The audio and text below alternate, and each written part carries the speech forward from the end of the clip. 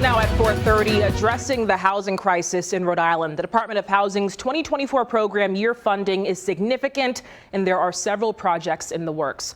Welcome back at 4:30, everyone. I'm Leanna Falk. Now, these projects are scattered throughout the state, and we have the state's breakdown on money from the annual action plan.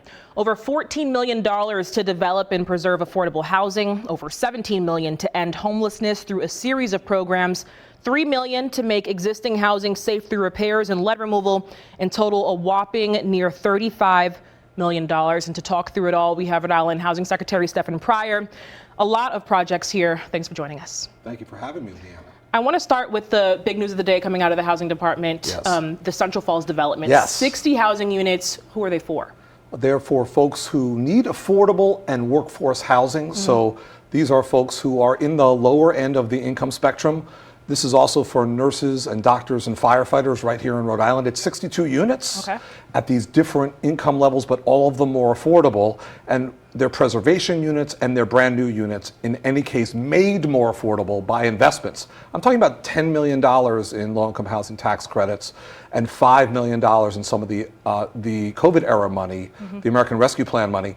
So it takes dollars to make these developments happen. This groundbreaking just happened in Central Falls today. And Friday we were in East Providence opening some units there.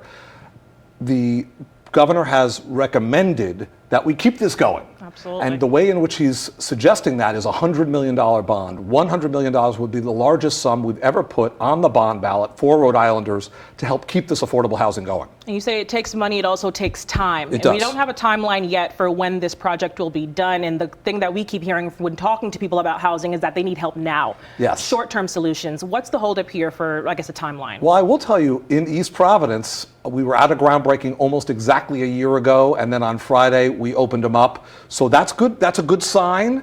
There's a lot that goes into creating housing. There's all the authorizations, the permits, the so-called entitlements, planning and zoning approvals, and all of that at the municipal level. That has to happen. And then there's putting the capital stack together. That means all of the funding sources, public and private, have to come together. The project has to close, have a financial closing. Then it has to get in the ground, and then the physical building has to start.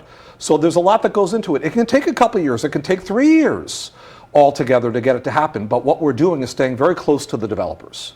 The nonprofit and for-profit developers who are making it happen, we're staying close to them.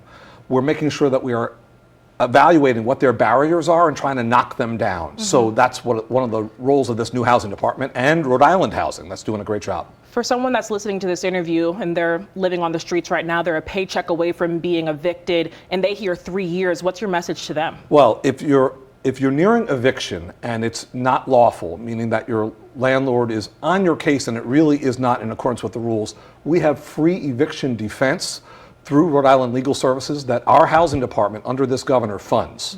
So there's free legal defense for that. There's also, if unfortunately, goodness gracious, one does in fact lose one's home, we have more shelter beds in Rhode Island that have been created in order to open up some slots for people. But we don't want that to happen. So we are creating 1,600 new units of housing. It is going to take a couple years. You know, it can't sprout out of the ground instantaneously, unfortunately.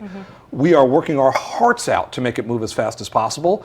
But 1,600 units were financed only months ago, and already 1/4 of those are in construction.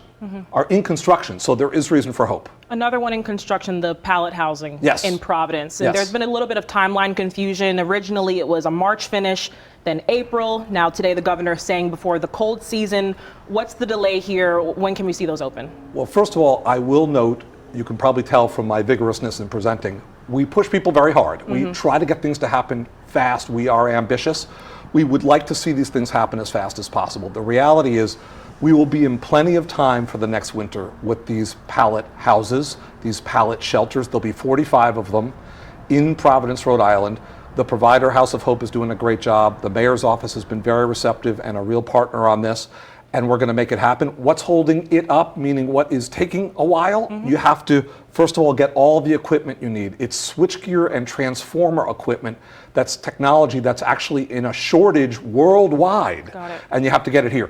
You've got to do everything ranging from getting the field set, the foundations ready, through to cutting the curb to allow vehicle access. And then you've got to get all the permits you need. You've got to get the building and fire permits to make sure that everyone's safe. I think we'll get all, if not all, nearly all that done this summer. I think we'll be able to open in the fall well in advance of the winter. Got it. Done this summer, open in the fall. That's the goal. I think it'll open in the fall. Secretary Pryor, thank you for joining us. Such a pleasure, Leanna. And our housing coverage continues tonight at 5:30 with a report from NBC 10's Gabrielle Caracciolo. In the meantime, we'll post this interview to our website. That's turnto10.com.